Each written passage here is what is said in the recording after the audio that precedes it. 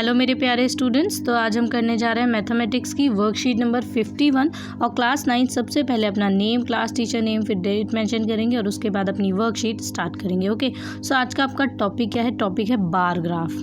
Bar graph क्या होता है, ठीक है, ये ही हम समझेंगे आज की वर्कशीट में। बार ग्राफ बहुत इजी और सिंपल होता है, जो कि हर बच्चे को बहुत इंटरेस्टिंग लगता है।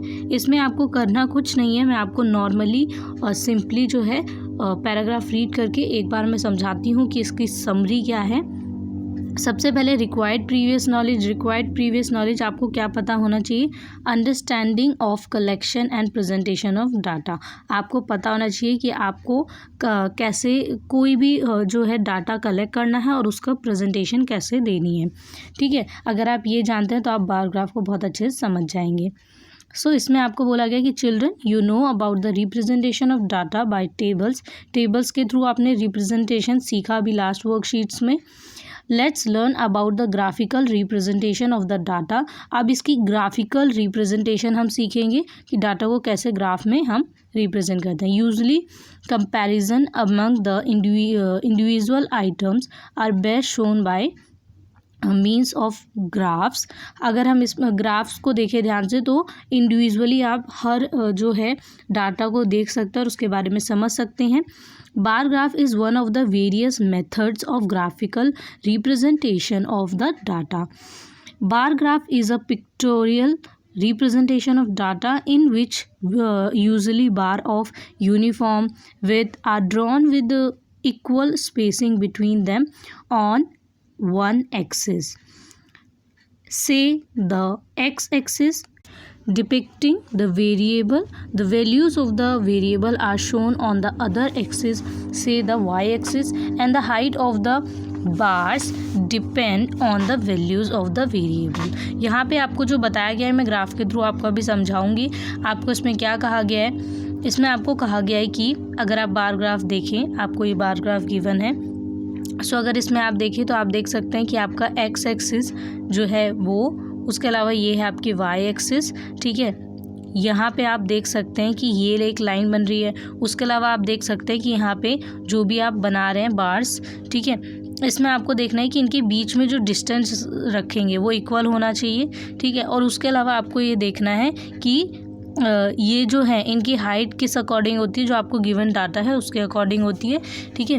कि जैसे कि आप अगर इसमें देखें तो आपको आइटम्स गिवन है, उसके अलावा एक्सपेंडिचर गिवन है, उस अकॉर्डिंग आप इसे लिखेंगे, ठीक है, और कंप्लीट करेंगे। यहाँ पे आपको यही बोला गया है कि By observing a bar graph, we can easily answer the questions related to data. Bar graph को देख के हम easily हर क्वेश्चन का आंसर दे सकते हैं। There are various steps to represent the data in the form of a bar graph. Let's understand it with an example. एक example के साथ इसे समझते हैं। जैसे आपको फर्स्ट एग्जाम्पल, यहाँ पे एक ही एग्जाम्पल दिया है, वो है following table show the monthly expenditure of a family on various items. एक परिवार है जिनका मंथली एक्सपेंडिचर मतलब हर मंथ जो है उनका यहाँ पे दिखाया गया है कि मंथली एक्सपेंडिचर खर्चा जो है वो कहाँ होता है, अलग अलग आइटम्स पर।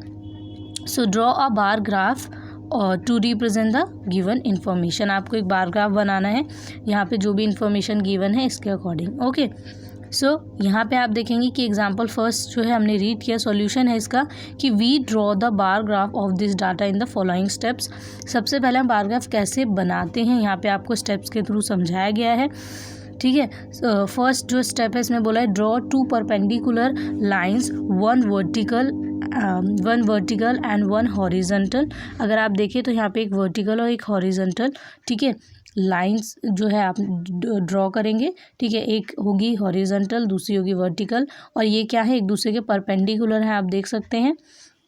उसके बाद आपको सेकेंड में बोला गया है कि along the horizontal line mark the items and along the vertical line mark the corresponding expenditure. आपको यहाँ पे एक्सपेंडिचर और यहाँ पे जो है आइटम शो हो रहा है, ठीक है, ग्राफ में।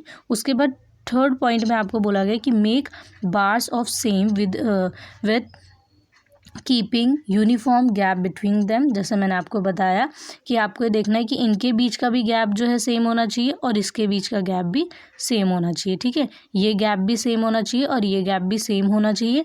और उसके अलावा जो है आप देखेंगे कि जो बार्स बनेंगे according to given information. Fourth point है choose suitable scale along the vertical line, let 1 unit length. अब यहाँ पे आपको बोला गया कि 1 यूनिट का मतलब है ₹200, ठीक है। सो आपको ये यहाँ पे बताया गया है। अगर आपको यूनिट समझनी है तो आप यहाँ से समझ सकते हैं कि यहाँ पे 1 यूनिट 200, 2 यूनिट 400 ऐसे, ठीक है। उसके बाद आपको यहाँ पे बोला गया है कि जो फोर्थ पॉइंट है ये आपने समझा। इसमें अब आप देख सकते हैं कि अगर हम कैलकुलेट करें तो calculate the heights of the bars for various items as shown below, ठीक है। अब आपको जो आइटम्स गिवन है, ठीक है, और इनकी जो भी यहाँ पे रुपीज़ में वैल्यू दी गई है ये आपको देखना है तो कितने यूनिट में है, ठीक है। जैसे हाउस रेंट है वो कितना है, वो है 3000, ओके। सो आपको यहाँ पे क्या करना है, इसे 200 से डिवाइड करना है। सो यहाँ पे 15 यूनिट। ऐसे ही फूड है, ठीक है, सबको 200 यूनिट से आप डिवाइड करेंगे, सो ये आपका आ जाएगा। और अगर आप इसमें समझे तो भी मैं आपको ऐसे ही बता देती हूँ कि अगर आप ध्यान से देखें तो ये जो 3000 है, ठीक है, ये कैसे आया, 1 2 3 4 5 6 7 8 9 10 11 12 13 14 15, ठीक है। जब आप इन्हें काउंट करेंगे तो आप देखेंगे 15 जो है 15 यूनिट्स आ रहा है, ठीक है। सो मैंने आपको ग्राफ के थ्रू भी समझा दिया और ऐसे भी बता दिया। इसके अलावा यहाँ पे जो आपका नेक्स्ट पॉइंट है वो है by observing this bar graph we can easily tell that the maximum expenditure is done on food and minimum expenditure is done on electricity. तो यहाँ पे आपको बोला गया है कि जो हमने मैक्सिमम एक्सपेंडिचर है हमारा वो किस पे है और मिनिमम किस पे है ये बताया गया। तो मिनिमम एक्सपेंडिचर इलेक्ट्रिसिटी पे है और मैक्सिमम एक्सपेंडिचर फूड पर है। अगर आप ध्यान से देखें तो आप इसको देख सकते हैं कि ये फूड वाली जो बार है ये सबसे जो है इसकी यूनिट आप देख सकते हैं 17 यूनिट, सबसे बड़ा है ये बार। और उसके अलावा जो सबसे छोटा है वो है इलेक्ट्रिसिटी का बार जो कि है 2 यूनिट्स, ठीक है। सो यहाँ पे आपने इसे ग्राफ के थ्रू समझ लिया। उसके अलावा आपको 2 क्वेश्चंस दिए गए, फर्स्ट क्वेश्चन और सेकंड क्वेश्चन। ट्राई योरसेल्फ, खुद से आपको सॉल्व करना है। तो चलिए इन्हें स्लाइड पे देख लेते हैं, ठीक है। सो फर्स्ट क्वेश्चन देख लेते हैं। फर्स्ट क्वेश्चन में आपको बोला गया है कि given below are the seats won by different political parties in the polling outcome of a state assembly election। जो स्टेट असेंबली इलेक्शन हुए थे उसमें किस पार्टी ने कितनी सीट जीती हैं उसका आपको यहाँ पे डाटा दिया गया है। पॉलिटिकल पार्टी कौन सी है, ABCDEF। और जो सीट वॉन है मतलब कितनी सीट जीती थी उन्होंने वो है 75 55 37 29 10 37, ओके। उसके बाद आपको बोला गया है यहाँ पे कि draw a bar graph to represent the polling results and discuss what conclusion can be arrived at from the graph. So इसमें आपको 2 चीज़ें करनी है। वो क्या है, फर्स्ट तो आपको बार ग्राफ बनाना है और दूसरा आपको यहाँ पे कंक्लूजन बताना है, ठीक है। आपसे कंक्लूजन पूछा गया कि बार ग्राफ बनाने के बाद क्या कंक्लूजन निकला और आपको क्या समझ आया, ओके। सो सॉल्यूशन देख लेते हैं। इसमें है answer, a bar graph to represent the polling results. Polling result जो है बार ग्राफ कैसे मतलब आप देख सकते हैं कि हमने यहाँ पे ग्राफ बनाया हुआ है और वो कैसे रिप्रेजेंट कर रहा है सारे पोलिंग रिजल्ट्स, ठीक है।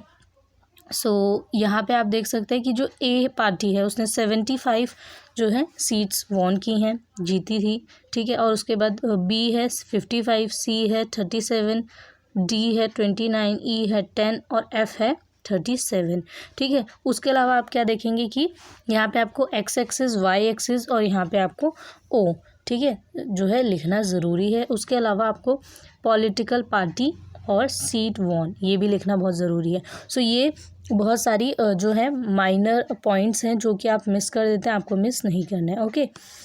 उसके बाद जो है इसमें कंक्लूजन भी पूछा गया। सो कंक्लूजन आप लिख सकते हैं जैसे मैंने यहाँ पे लिखा है। आप अगर एक्स्ट्रा पॉइंट देख रहे हैं ग्राफ में तो वो भी ऐड कर सकते हैं। The seats won by different political parties in the polling outcome of a state assembly election are, party A won 75 seats which was highest in numbers, Party E won 10 seats, which was lowest in numbers, and Party C and F won same 37 seats. So यहाँ पे मैंने आपको बताया कि जो है सबसे highest, जिसे आप कह सकते हैं कि मैक्सिमम, ठीक है, नंबर ऑफ़ सीट्स जो जीती हैं वो है पार्टी ए ने, और जो मिनिमम नंबर ऑफ़ सीट्स हैं जिसे हम लोवेस्ट भी कहेंगे वो है पार्टी ई, जिसने 10 जो है जीती थी, ठीक है, 10 सीट्स। उसके अलावा सी और एफ़ जो पार्टी हैं इन दोनों ने 37 सीट्स, मतलब कॉमन है, इन दोनों का सेम है, ठीक है, सेम सीट्स इन्होंने जीती थी। सो यहाँ पे कॉन्क्लूज़न हमने लिखा, छोटा सा कॉन्क्लूज़न है, ठीक है, अकॉर्डिंग टू बार ग्राफ। उसके बाद जो नेक्स्ट क्वेश्चन है वो देख लेते हैं। इसमें है कि following table shows the number of bicycles manufactured in a factory during the years 1998 to 2002। आपको बोला गया कि 1998 से 2002 तक जो है नंबर ऑफ़ बाईसाइकिल मैन्युफैक्चर हुई हैं किसमें, एक फैक्ट्री में। सो आपको यहाँ पे डाटा गिवन है। सबसे पहले ईयर गिवन है 1998, 1999, 2000, 2001, 2002। The number of bicycles manufacture, कितनी बाईसाइकिल्स मैन्युफैक्चर हुई हैं, 75, 55, 37, 29 और 10। उसके बाद आपको बोला गया है कि ड्रॉ अ बार ग्राफ, आपको एक बार ग्राफ बनाना है टू रिप्रेजेंट दिस डाटा, इस डाटा को रिप्रेजेंट करते हुए by choosing a scale of your choice and answer. Scale का मतलब होता है यहाँ पे कि जैसे कि 5, 10। सो आप जो है वाई एक्सिस पे कौन सा स्केल चूज़ करेंगे, आपको ये देखना है कि आपको 5 नंबर्स का गैप रखना है, 2 नंबर्स का गैप रखना है, कितना गैप रखना है नंबरों के बीच में, ठीक है, ओके। उसके बाद आपको बोला गया कि in which year were the maximum and minimum number of bicycles manufactured. Maximum और minimum number of bicycle manufacture किस ईयर में हुई है ये भी आपको बताना है। तो चलिए सॉल्यूशन देख लेते हैं। आंसर है the number of bicycles manufacture in a factory during year 1998 to 2002 by the bar graph. Bar graph को आप देखेंगे, ठीक है, और इसमें 1998 से 2002 तक जो बार ग्राफ है इसमें कितनी बाईसाइकिल्स मैन्युफैक्चर हुई हैं। 1998 में 75, 1999 में 55, 2000 में 37, 2001 में 29 और 2002 में 10।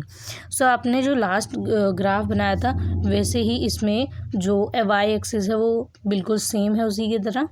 सो यहाँ पे आप गैप जो है सेम रखेंगे 10, 20। तो यहाँ आप देख सकते हैं कि यहाँ पे 10 का गैप जो है मैंने दिया है, मतलब स्केल जो है वो 10 का गैप यहाँ पे हमने चूज़ किया, ओके। नंबर ऑफ़ बाईसाइकिल्स इस साइड लिखना है वाई एक्सिस पे, और ईयर्स आपको एक्स एक्सिस पे लिखना है, एक्स, वाई और 0 ये भी मेंशन करना है, ओके। उसके अलावा यहाँ पे मैंने नंबर्स इसलिए लिखे हैं जिससे आपको कन्फ्यूज़न ना हो। आप मैप को, मतलब जैसे मैप देखते हैं तो समझ जाता है, वैसे ग्राफ भी ऐसा होना चाहिए कि आप देख के ही समझ जाएं, ठीक है, कि आप क्या समझाना चाह रहे हैं, क्या बताना चाह रहे हैं, ओके। सो यहाँ पे इसके बाद जो आपको पूछा गया वो है कि since bar of 1998 is highest, ठीक है, 1998 में सबसे ज़्यादा है। इन 1998 maximum number of bicycles were manufactured, सबसे ज़्यादा मैक्सिमम नंबर ऑफ़ बाईसाइकिल किसमें, 1998 में। और since bar of 2002 is lowest, okay, 2002 का क्या है, लोवेस्ट है। इन 2002 minimum number of bicycles were manufactured, ठीक है। तो सबसे कम किस में, 2002 में। अगर हम ग्राफ देखें तो आप देख सकते हैं इसमें कि 1998 में 75 और 2002 में 10। सो ये है मिनिमम और ये है मैक्सिमम, ओके। सो यहाँ पे आप आंसर अपना चेक कर सकते हैं। उसके अलावा आई होप सो आपको ये वीडियो पसंद आई होगी। हमारी वीडियो को लाइक, शेयर और सब्सक्राइब ज़रूर करें हमें मोटिवेट करने के लिए, ओके। सो स्टूडेंट्स, हमारे सभी आंसर आपको टेलीग्राम चैनल पे हमारे मिल जाते हैं। मुदिता IAS वॉरियर नाम से ही हमारा टेलीग्राम पे भी चैनल है, और उसके अलावा आपको सभी आंसर्स हम एक दिन पहले प्रोवाइड कर देते हैं हर वर्कशीट के, ओके। सो बाय बाय स्टूडेंट्स।